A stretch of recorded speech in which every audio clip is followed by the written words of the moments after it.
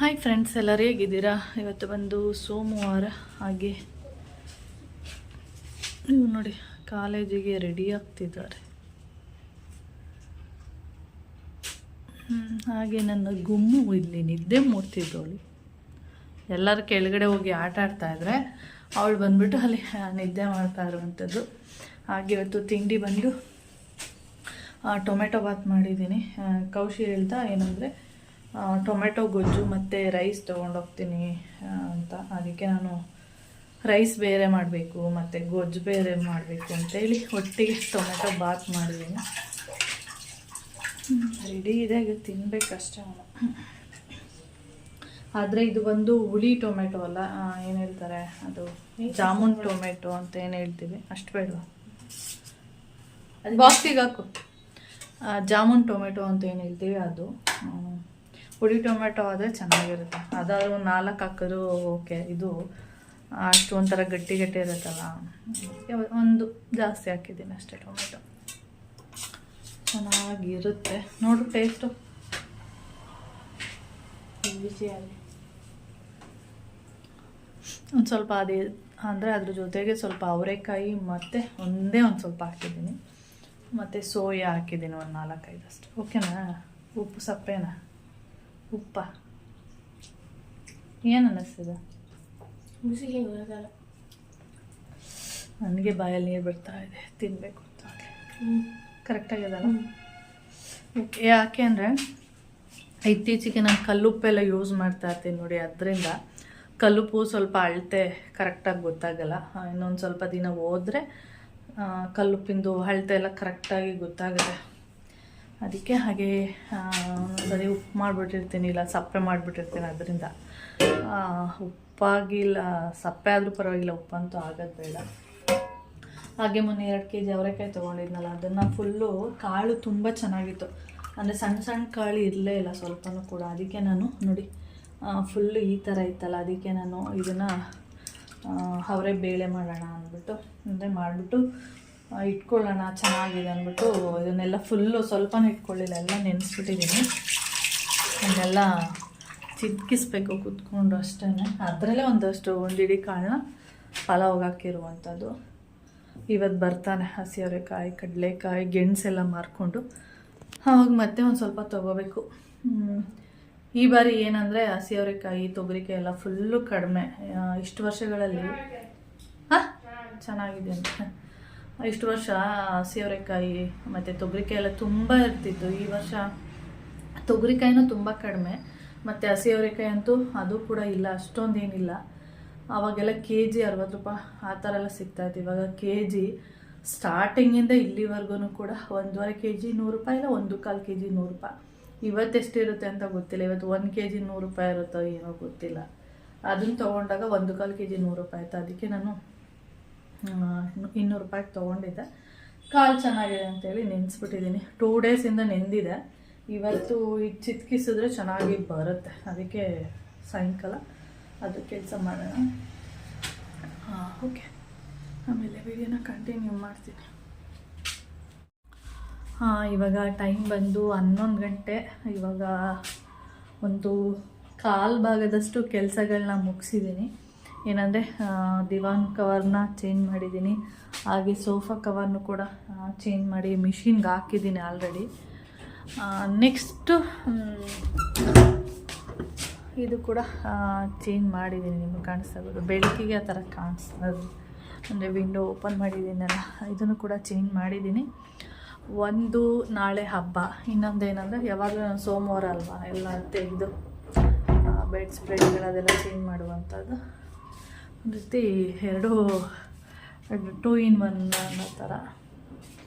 Okay, ಹಾಗೆ ಇವಾಗ ಕಿಚನಿಗೆ ಬಂದಿದ್ದೀನಿ. ಒಂದು ನಿಮಿಷ. ಕಿಚನಲ್ಲಿ ಇವಾಗ ಕೆಲಸಗಳುಂಟು. ನಿನ್ನೆ ಪೇಪರಲ್ಲಿ ಏನು ಬಂದಿತ್ತು ಅಂದರೆ ನಾಳೆಯಿಂದ ಮಳೆ ಅಂತ ಬಂದಿತ್ತು. ಅಂದರೆ ನಾಳೆ ಇಲ್ಲಿ ಮಳೆ ಆಗುವಂಥ ಸಾಧ್ಯತೆಗಳಿದೆ ಅಂಥೇಳಿ. ಆದರೆ ಬೆಳಗ್ಗೆಯಿಂದ ಸ್ವಲ್ಪ ಮೋಡ ಇದೆ, ಹಾಗೆ ಬಿಸಿಲು ಕೂಡ ಬರ್ತಿದೆ. ನೋಡೋಣ, ಮಳೆ ಅಂತೂ ಬರಲ್ಲ, ಬಿಸಿಲು ಬರುವಂಥದ್ದು, ಹಾಗೆ ಮೋಡನೇ ಇರುತ್ತೆ ಅಷ್ಟೇ. ಓಕೆ, ಹಾಗೆ ನೆಕ್ಸ್ಟು ನಾನು ಇವಾಗ ಕೆಲಸ ಮಾಡಬೇಕು ಏನಂತ ತೋರಿಸ್ತೀನಿ. ನಿನ್ನೆ ಕೌಶಿ ಮತ್ತು ಮೋಹನ್ ಮಾಮ ಹೊರಗಡೆ ಹೋಗಿದ್ರಲ್ಲ, ಆವಾಗ ಟೊಮೆಟೊ ತೊಗೊಬರಕ್ಕೆ ಹೇಳಿದ್ದೆ. ನಾನು ಯಾವಾಗಲೂ ಇಲ್ಲೇ ಏನಾದರೂ ಅಂಗಡಿಯಲ್ಲಿ ಟೊಮೆಟೊ ಎಲ್ಲ ತಗೊಂಡ್ರೆ ಹಾಫ್ kg ಅಥವಾ 1 kg ಅಷ್ಟೇ ಹಾಫ್ kgನ ಹೆಚ್ಚಾಗಿ ತೊಗೊಳ್ಳುವಂಥದ್ದು. ಅಲ್ಲಿ ಮಾರ್ಕೆಟ್ ಇದೆ, ಅಲ್ಲಿ ಬಂದು ಟೊಮೆಟೊ ಎಲ್ಲ ಸ್ವಲ್ಪ ಕಡಿಮೆ ಸಿಗುತ್ತೆ. ಅಲ್ಲೋದ್ರೆ ಮೋಹನ್ ಮಾಮ ಅಕಸ್ಮಾತ್ ನಾನೇ ಹೋದ್ರೂ ಏನು ಮಾಡ್ತೀನಿ ಅಂದರೆ 2 kg ತೊಗೊಬಿಡ್ತೀನಿ, ಅಥವಾ 2 kgಗಿನ ಜಾಸ್ತಿನೂ ಕೂಡ ತೊಗೊಳ್ತೀನಿ.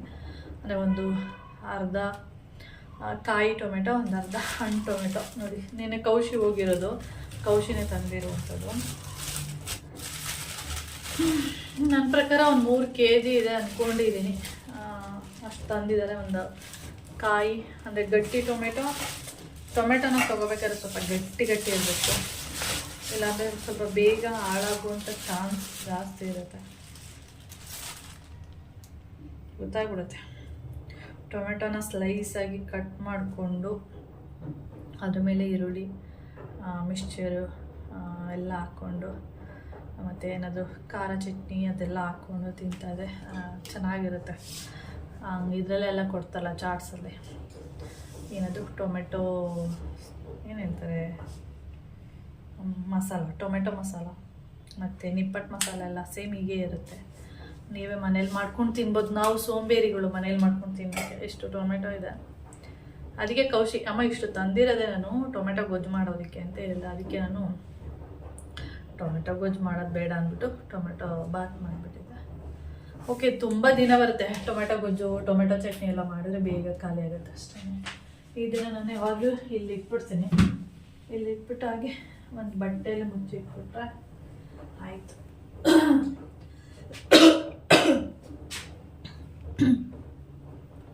ಹಾಗೆ ನಿನ್ನೆ ತೋರಿಸ್ತೀನಿ ರೀ.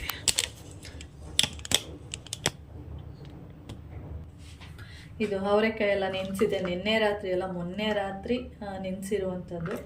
ಒಂಥರ ಮೇಲೆ ನೊರೆ ಥರ ಹುಳಿ ಒಂಥರ ಈ ಥರ ನೋಡಿ, ಈ ಥರ ಎಲ್ಲ ಆಗಿತ್ತಾ. ಇವಾಗ ಇದನ್ನು ಸ್ವಲ್ಪ ನೀರು ಹಾಕ್ಬಿಟ್ಟು ತೊಳೆದ್ಬಿಟ್ಟು, ಅಂದರೆ ತೊಳೆಯಲ್ಲ, ಸ್ವಲ್ಪ ಈ ನೀರನ್ನ ಚೇಂಜ್ ಮಾಡಿ ಬೇರೆ ನೀರು ಹಾಕ್ತೀನಿ, ಇಲ್ಲಾಂದರೆ ಒಂಥರ ಕೆಟ್ಟ ಸ್ಮೆಲ್ ಬರುತ್ತೆ.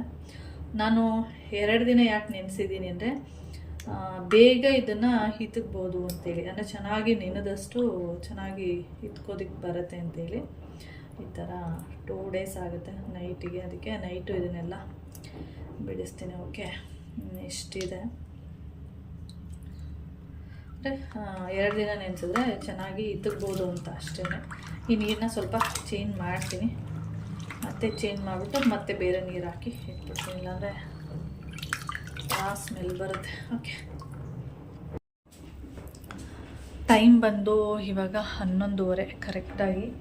ಹಾಗೆ ಸೋಫಾ ಕವರು ವಾಶ್ ಆದ ತಕ್ಷಣವೇ ತೊಗೊಬಂದು ಹಾಕ್ಬಿಡ್ಬೇಕು, ಇಲ್ಲಾಂದರೆ ಬೆಕ್ಕುಗಳು ಮಲ್ಕೊಳ್ಳುತ್ತಲ್ಲ, 1 ದಿನ ಸಾಕು. ಆ ಮಲ್ಕೊಂಡಿರೋ ಜಾಗ ಎಲ್ಲ ಕೂದಲು ಫುಲ್ಲು ಅಂಟ್ಕೊಂಡಿರುತ್ತೆ, ಅದನ್ನ ಒಂದು ಒದ್ದೆ ಬಟ್ಟೆ ಮಾಡಿಕೊಂಡು ಉಜ್ಜಿ ತೆಗಿಬೇಕು. ಆದ್ದರಿಂದ ಈಗ ಬಟ್ಟೆ ಮಿಷಿನಲ್ಲಿ ಹಾಕಿದ್ದೀನಿ. ಅದು ವಾಶ್ ಆದ ತಕ್ಷಣ ಇಲ್ಲೇ ಮನೆ ಮುಂದೆನೇ ಹಾಕ್ಬಿಡ್ತೀನಿ. ಒಂದು 1/2 hourಗೆಲ್ಲ ಡ್ರೈ ಆಗಿ ಹೋಗುತ್ತೆ, ಮತ್ತೆ ತಂದ್ಬಿಟ್ಟು ಹಾಕ್ಬಿಡ್ತೀನಿ. ಇಲ್ಲ ಅಂದರೆ ನನಗೆ ಅದು ಉಜ್ಜಿ ತೆಗಿಯೋದ್ರೊಳಗಡೆ ಆಗಿಬಿಡುತ್ತೆ. ಅದರಿಂದ ಹಾಗೆ ನಾನು ಸಂಕ್ರಾಂತಿ ಹಬ್ಬಕ್ಕೆ ಯಾವುದೇ ಅಲ್ಲಿ ಇನ್ನೂ ಒಂದು ಬಕೆಟ್ ಬಟ್ಟೆ ಇದೆ. ನಾಳೆ ಹಬ್ಬ ಇರೋದ್ರಿಂದ ನಾಳೆ ವಾಶಿಗೆ ಹಾಕಲ್ಲ, ನಾಡಿದ್ದು ಹಾಕ್ತೀನಿ. ಓಕೆ, ಏನಂದರೆ ಸಂಕ್ರಾಂತಿ ಹಬ್ಬ ಇರೋದ್ರಿಂದ ನಾನು ಯಾವುದೇ ಮನೆ ಕ್ಲೀನಿಂಗು ಆ ಥರದ್ದೆಲ್ಲ ಏನೂ ಮಾಡ್ತಾಯಿಲ್ಲ. ಯಾಕೆ ಅಂದರೆ ನೆಕ್ಸ್ಟ್ ಮಂತು ನಮ್ಮೂರಲ್ಲಿ ಹಬ್ಬ ಇರೋದ್ರಿಂದ, ಅಂದರೆ ಮಳವಳ್ಳಿಯಲ್ಲಿ ಮೇಯ್ನ್ ಹಬ್ಬ ಅಂದರೆ ಊರಹಬ್ಬ ಅಂದರೆ ಸಿಡಿ ಹಬ್ಬ. ಅದಕ್ಕೆ ನಾನು ವರ್ಷ ಮನೆ ಫುಲ್ಲು ಡೀಪ್ ಕ್ಲೀನೇ ಮಾಡುವಂಥದ್ದು. ಅದಕ್ಕೆ ನಾನು ಇನ್ನೂ ಒಂದು ಇವತ್ತು 8 ದಿನಕ್ಕೆ ಸ್ಟಾರ್ಟ್ ಮಾಡೋಣ ಅಂದ್ಕೊಂಡಿದ್ದೀನಿ. ಇವತ್ತು ಸೋಮವಾರ ಅಲ್ಲ, ಇವತ್ತು 8 ದಿನಕ್ಕೆ ಸ್ಟಾರ್ಟ್ ಮಾಡೋಣ ಅಂತ. ಯಾಕೆಂದರೆ ಹಬ್ಬ ಬಂದು ಫೆಬ್ರವರಿಯಲ್ಲಿ ಬೀಳುತ್ತೆ. ಫೆಬ್ರವರಿ ಎಷ್ಟನೇ ತಾರೀಕು ಅಂದರೆ 8ನೇ ತಾರೀಕು ಹಬ್ಬ ಇರೋದು. ಆದರೆ ದಣ್ಣಮ್ಮನ ಹಬ್ಬ ಎಲ್ಲ ಬರುವಂಥದ್ದು ಮಂಗಳವಾರ, ಅಂದರೆ 4ನೇ ತಾರೀಕು ದಣ್ಣಮ್ಮನ ಹಬ್ಬ ಎಲ್ಲ ಬರುವಂಥದ್ದು. ನನಗೆ 2ನೇ ತಾರೀಕು ಒಳಗಡೆ ಅಥವಾ 3ನೇ ತಾರೀಕು ಒಳಗಡೆ ಕಂಪ್ಲೀಟ್ ಆಗಿಬಿಡ್ಬೇಕು. 3ನೇ ತಾರೀಕು ಒಳಗಡೆ ಕಂಪ್ಲೀಟ್ ಆಗಿಬಿಟ್ರೆ ಮಂಗಳವಾರದಿಂದ ಹಬ್ಬ ಅಲ್ವಾ, ಆವಾಗ ನಾನು ದಣ್ಣಮ್ಮನಿಗೆ ಅಂದರೆ ದಣ್ಣಮ್ಮನ ಹಬ್ಬ ಅಂದರೆ ಊರಿಗೆಲ್ಲ ಹೋಗೋಕ್ಕಾಗಲ್ಲ, ಅದೇ ಮನೆಯಲ್ಲೇ ಪೂಜೆ ಎಲ್ಲ ಮಾಡಬೇಕಲ್ವ, ಅಷ್ಟು ಅಂದರೆ 3ನೇ ತಾರೀಕು ಒಳಗಡೆ ಕಂಪ್ಲೀಟ್ ಆಗಿಬಿಡಬೇಕು. ಅಂದರೆ ಒಂದು 10 ಡೇಸ್ ಅಂತ ಅಂದ್ಕೊಳ್ತೀನಿ. ಅಂದರೆ ಶನಿವಾರ ಭಾನುವಾರ ಮನೆ ಕ್ಲೀನ್ ಎಲ್ಲ ಮಾಡೋಕ್ಕಾಗಲ್ಲ, ಯಾಕಂದರೆ ಮಾಮ ಮನೇಲೇ ಇರ್ತಾರೆ, ಅದಕ್ಕೆ ಅವರಿಗೆ ಇಷ್ಟ ಆಗಲ್ಲ ಯಾವಾಗಲೂ ಕ್ಲೀನ್ ಅಂತಂದರೆ, ಅದಕ್ಕೆ ಅದು 1-2 ದಿನ ಬಿಟ್ಟರೆ ಮಧ್ಯದಲ್ಲಿ ನೋಡಿಕೊಂಡು ಡೈಲಿ ಸ್ವಲ್ಪ ಮಾಡಿಕೊಂಡು ಹಾಗೆ 3ನೇ ತಾರೀಕು ಒಳಗಡೆ ಕಂಪ್ಲೀಟ್ ಮಾಡ್ಕೊಬಿಡ್ತೀನಿ. ಅಂದರೆ 4ನೇ ತಾರೀಕು ದಣ್ಣಮ್ಮನ ಹಬ್ಬ ಇರುತ್ತೆ, ಮತ್ತು ಶುಕ್ರವಾರ ಪಟ್ಲದಮ್ಮನ ಹಬ್ಬ, ಮತ್ತು ಶನಿವಾರ ಸಿಡಿ ಎಳೆಯುವಂಥದ್ದು, ಈ ಥರ ಇರೋದ್ರಿಂದ ಅಷ್ಟರೊಳಗಡೆ ಎಲ್ಲ ಕಂಪ್ಲೀಟ್ ಮಾಡ್ತೀನಿ. ಹಾಗೆ ಅದಕ್ಕೆ ಸಂಕ್ರಾಂತಿ ಹಬ್ಬಕ್ಕೆ ಯಾವಾಗಲೂ ಕೂಡ ನಾನು ಮನೆ ಕ್ಲೀನಿಂಗ್ ಎಲ್ಲ ಏನು ಮಾಡಲ್ಲ. ಹೇಗಿರೋ ಇನ್ನೊಂದು ಅಂದರೆ ಇವಾಗ ಮಾಡಿದರೂ ನನಗೆ ಅಷ್ಟೊಂದು ಕಂಫರ್ಟಬಲ್ ಅಂತ ಅನ್ಸಲ್ಲ. ಇನ್ನೂ ಹಬ್ಬ ಇನ್ನೂ ಒಂದು 20 ದಿನ ಮೇಲೆ ಇದೆ, ಇವಾಗಲೇ ಕ್ಲೀನ್ ಮಾಡ್ಕೊಬಿಟ್ರೆ ಅದು ಒಂಥರ ಸಮಾಧಾನ ಅಂತ ಅನ್ಸೋದಿಲ್ಲ. ಅದಕ್ಕೆ ಇನ್ನೊಂದು ವಾರ ಬಿಟ್ಕೊಂಡು ಕ್ಲೀನಿಂಗ್ ಸ್ಟಾರ್ಟ್ ಮಾಡ್ಕೊಡ್ತೀನಿ. ಆವಾಗ ಫುಲ್ಲು ಡೀಪ್ ಕ್ಲೀನೆಲ್ಲ ಮಾಡ್ತೀನಿ. ವರ್ಷವೂ ಹಾಗೆಯೇ, ಅಂದರೆ ವರ್ಷಕ್ಕೆ 2 ಬಾರಿ ಡೀಪ್ ಕ್ಲೀನ್ ಮಾಡುವಂಥದ್ದು, ಒಂದು ಸಿಡಿ ಹಬ್ಬಕ್ಕೆ, ಇನ್ನೊಂದು ಬಂದು ವರಮಹಾಲಕ್ಷ್ಮಿಗೆ, ಅದು 2 ಬಾರಿ. ಸಿಡಿ ಹಬ್ಬಕ್ಕೆ ಏನಾದ್ರು ಮಾಡಿಲ್ಲ ಅಂದರೆ ಯುಗಾದಿ ಹಬ್ಬಕ್ಕೆಲ್ಲ ಮಾಡ್ತಾರೆ ಒಂದಷ್ಟು ಜನ. ನಾನು ಸಿಡಿ ಹಬ್ಬಕ್ಕೆ ಮಾಡಿರ್ತೀನಿ ಅಲ್ವಾ, ಅದಕ್ಕೆ ಯುಗಾದಿ ಹಬ್ಬಕ್ಕೆಲ್ಲ ಏನು ಕ್ಲೀನ್ ಮಾಡೋಕ್ಕೆ ಹೋಗಲ್ಲ. ಈ ಥರ ಯಾವಾಗಲೂ ಫೆಬ್ರವರಿ 1st ವೀಕ್ ಅಥವಾ 2nd ವೀಕಲ್ಲೇ ಸಿಡಿ ಹಬ್ಬ ಬೀಳುವಂಥದ್ದು, ಅದಕ್ಕೆ ಯಾವಾಗಲೂ ಕ್ಲೀನ್ ಮಾಡ್ತೀನಿ ನಾನು. ಓಕೆ ಫ್ರೆಂಡ್ಸ್, ಆಮೇಲೆ ವಿಡಿಯೋನ ಕಂಟಿನ್ಯೂ ಮಾಡ್ತೀನಿ. ಇವಾಗ ಕೆಲಸಗಳು ಮಾಡೋಣ. ಇವಾಗ ಪಾತ್ರೆ ಒಂದು ತೊಳೆದು ಅಡುಗೆ ಮನೆ ಕ್ಲೀನ್ ಮಾಡಿ ಬಂದಿದ್ದೀನಿ. ಇವಾಗ ಗುಡಿಸಿ ಒರೆಸಿದ್ರೆ ಓಕೆ ಕಂಪ್ಲೀಟ್ ಆಗುತ್ತೆ. ಅಷ್ಟೊತ್ತಿಗೆ ಏನಾದರೂ ಅವರೆಕಾಯಿ ಬಂದರೆ ಅವರೆಕಾಯಿ ಎಲ್ಲ ತೊಗೊಂಡು ಉಪ್ಸಾರು ಮಾಡೋಣ ಅಂದ್ಕೊಂಡಿದ್ದೀನಿ. ಅವರೆಕಾಯಿ ಏನಾದರೂ ಬಂದಿಲ್ಲ, ಲೇಟಾಗಿ ಬಂತು ಅಂದರೆ ಏನಾದರೂ ಮೊಸರು ಒಂದು ಟೈಮಿಗೆ ಆ ಥರ ಅಡ್ಜಸ್ಟ್ ಮಾಡ್ತೀನಿ, ಮತ್ತು ರಾತ್ರಿಗೆ ಉಪ್ಸಾರು ಮಾಡ್ಕೊತೀನಿ. ಓಕೆ, ನಿಮಗೆ ನಾಯಿಗಳ ಸೌಂಡ್ ಕೇಳಿಸಿದ್ಯಾ?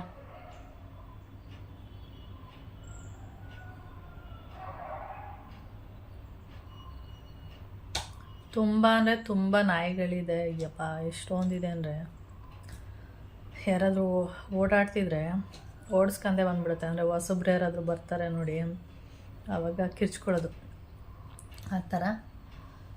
ಓಕೆ, ರಾತ್ರಿ ನಿನ್ನೆ ನಡೆದಿರುವಂಥ ಘಟನೆ ಅದು.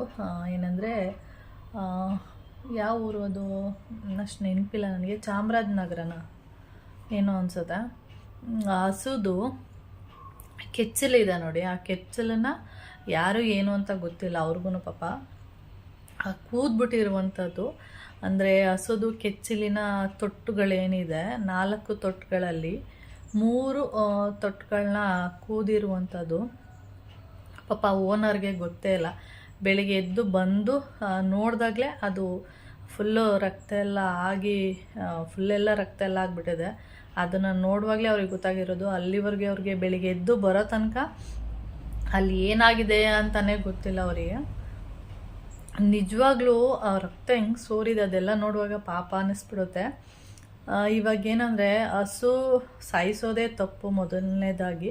ಅಂದರೆ ಹಸು ಮಾಂಸ ಮಾರೋದು, ಹಸು ತಿನ್ನೋದು ಅದೇ ತಪ್ಪು ಅಂತ ಹೇಳ್ತಾರೆ. ಅಂದರೆ ನಾವೆಲ್ಲ ಏನು ಅಂದರೆ ಹಸುಗಳನ್ನ ಪೂಜೆ ಮಾಡ್ತೀವಿ ನೋಡಿ. ನಾಳೆನೇ ಸಂಕ್ರಾಂತಿ ಹಬ್ಬ. ನಾವು ಸಂಕ್ರಾಂತಿ ಹಬ್ಬಕ್ಕೆ ಹಸುಗಳಿಗೆ ಯಾವ ಥರ ಎಲ್ಲ ಅಲಂಕಾರಗಳನ್ನ ಮಾಡ್ತೀವಿ ಅಂದರೆ ಅದು ನೋಡೋಕ್ಕೆ ಒಂದು ಚೆಂದ. ಒಬ್ರಿಗಿಂತ ಒಬ್ಬರು ಚೆನ್ನಾಗಿ ಅಲಂಕಾರ ಮಾಡ್ತಾರೆ. ಅಂದರೆ ಸಿಂಪಲ್ಲಾಗೂ ಮಾಡ್ತಾರೆ, ಗ್ರ್ಯಾಂಡಾಗೂ ಮಾಡ್ತಾರೆ. ಅವರವರ ಒಂದು ಅನುಕೂಲಕ್ಕೆ ತಕ್ಕಂಗೆ ಚೆನ್ನಾಗಿ.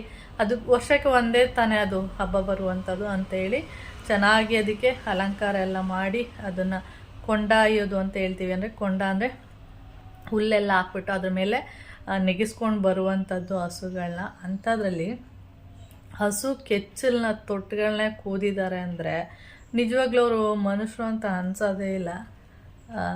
ನಿಜವಾಗ್ಲೂ ಅದನ್ನ ನೋಡ್ಬಿಟ್ಟವ್ರು ಅದು ನಿಜವಾಗ್ಲೂ ಒಂಥರ ಬೇಜಾರಾಗೋಯ್ತು. ಅಂದರೆ ಅದಕ್ಕೆ ಪ್ರಾಣಿಗೆ ಏನಂದರೆ ಮಾತು ಬರಲ್ಲ, ಏನಂದರೆ ಏನಿಲ್ಲ. ಹಿಂಗೆ ಮನುಷ್ಯರಾದರೆ ಏನಾದ್ರು ಸ್ವಲ್ಪ ನೋವಾದರೂ ಕೂಡ ಈ ಥರ ಆಯಿತು, ಈ ಥರ ಆಗ್ತಿದೆ, ಅಥವಾ ನಮಗೇನೋ ಒಳಗಡೆ ಏನಾದರೂ ಫೀಲಿಂಗ್ಸ್ ಆದ್ರೂ ಈ ಥರ ಆಗ್ತಿದೆ ಅಂತ ಹೇಳ್ಕೊತಾ ಇರ್ತೀವಿ. ಅದು ಯಾರ ಹತ್ರ ಹೇಳ್ಕೊಳ್ಳುತ್ತೆ ಈ ಥರ ಎಲ್ಲ, ಅದು ಎಷ್ಟು ಗಂಟೆ ರಾತ್ರಿಲಿ ನಡೆದಿದೆ ಏನು ಗೊತ್ತಿಲ್ಲ. ಆದರೆ ಬೆಳಿಗ್ಗೆ ಎದ್ದು ಬಂದು ನೋಡಿದಾಗ ಫುಲ್ಲು ಅಲ್ಲೆಲ್ಲ ರಕ್ತ ಎಲ್ಲ ಆಗಿ ಫುಲ್ಲು ಹೆಂಗಿದೆ ಅಂದರೆ ಅದು ನೋಡ್ತಾ ಇರುವಾಗ ಫುಲ್ಲು ಕಣ್ಣಲ್ಲಿ ನೀರೇ ಬಂದುಬಿಡುತ್ತೆ, ಆ ಥರ ಇದೆ ಅದು. ಆ ಥರ ಪರಿಸ್ಥಿತಿಯಲ್ಲಿ ಮಾಡಿದ್ದಾರೆ ಅಂದರೆ ನಿಜವಾಗ್ಲೂ ಅವರು ಮನುಷ್ಯ ಅಲ್ಲ ಅಂತ ಅನಿಸುತ್ತೆ. ಮನುಷ್ಯರಲ್ಲ ಅಂದರೆ ನೀವೇ ಅರ್ಥ ಮಾಡ್ಕೊಳ್ಳಿ ಯಾವ ಥರದವರು ಅವರು ಅಂತೇಳಿ. ನಿಮಗೆ ಅವ್ರಿಗೇನಾದರೂ ದ್ವೇಷ ಇದ್ದರೆ ಡೈರೆಕ್ಟಾಗಿ ಕೂತ್ಕೊಂಡು ಮಾತಾಡ್ಕೊಳ್ಳಿ. ಏನೇ ಇದ್ರೂ ಅದನ್ನು ಅಲ್ಲಲ್ಲೇ ಮುಗಿಸ್ಕೊಳ್ಳೋದು ಬೆಸ್ಟು. ಅದನ್ನು ಈ ರೀತಿ ಪ್ರಾಣಿಗಳಿಗೆ ಈ ಥರ ಎಲ್ಲ ಮಾಡೋದು ಅದು ಸರಿಯಲ್ಲ ಅಂತ ಅನ್ನಿಸುತ್ತೆ. ಹಾಗೆ ಹೀಗೆ ಊರುಗಳಲ್ಲೂ ಜಾಸ್ತಿ ಈ ಥರದ್ದೆಲ್ಲ ಮಾಡುವಂಥದ್ದು. ಹಳ್ಳಿಗಳಲ್ಲಿ ಏನಂದರೆ ಹುಲ್ಲು ಮೆದೆಗಳಿರುತ್ತೆ ನೋಡಿ, ಅದಕ್ಕೆ ಹೋಗಿ ಬೆಂಕಿ ಹಾಕ್ಬಿಡುವಂಥದ್ದು. ಮತ್ತು ಅಲ್ಲಿ ಹೋದಾಗ ಆ ಥರ ಎಲ್ಲ ಮಾಡಿದ್ರೆ ಏನು ಮಾಡ್ತಾರೆ ಅಂದರೆ ಹಸುಗಳನ್ನ ಕರ್ಕೊಂಡೋಗ್ಬಿಟ್ಟು ಆ ಹುಲ್ಲಿನ ಮೆದೆ ಇರುತ್ತೆ ನೋಡಿ, ಅಲ್ಲಿ ಹೋಗಿ ಅದು ಸ್ಮೆಲ್ ಮಾಡುತ್ತೆ. ಸ್ಮೆಲ್ ಮಾಡಿ ಕಿರ್ಚುತ್ತೆ. ಆ ಕಿರ್ಚಿದಾಗ ಅದ್ರದ್ದು ಶಾಪ ಅವರಿಗೆ ತಟ್ಟುತ್ತೆ ಅಂತ ಹೇಳ್ತಾರೆ. ನಿಜನ ಸುಳ್ಳ ಗೊತ್ತಿಲ್ಲ.